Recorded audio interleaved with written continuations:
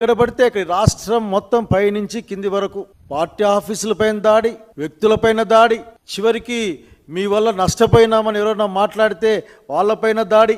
అంటే బెదిరించి ఈ రాష్ట్రాన్ని కంట్రోల్ చేద్దాం అనుకుంటుంటే అది ఎప్పటికి కూడా అది నెరవేరదని చెప్పాలనుకుంటా ఉన్నాం. ఇట్లా దాడులకు వైఎస్ఆర్సీపీ కార్యకర్తలు ఎవరు భయపడరు. ఇక్కడ నాకు ఇప్పుడు ఒక విషయం గుర్తుకొస్తూ ఉంది.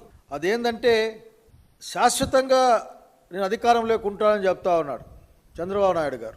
ఇవన్నీ శాశ్వత అధికారానికి తను ఎంచుకున్న మార్గాలు ఏమో అనిపిస్తుంది. ఒక భయాన్ని క్రియేట్ చేసి ఆ భయంలో ప్రజల నుంచి తను అధికారాన్ని చెలాయించడం.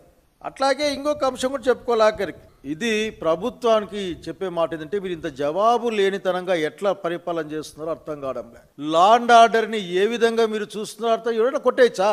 పోలీసులతో కొట్టిస్తారు, మీ వాళ్ళతో కొట్టిస్తారు, లేక బెదిరిస్తారు, చివరికి ఆఫీసుల మీదే పడి దౌర్జన్యంగా ఆఫీసు పాల్గొ చూసి ఎంత దౌర్జన్యం చేస్తున్నారు అక్కడ.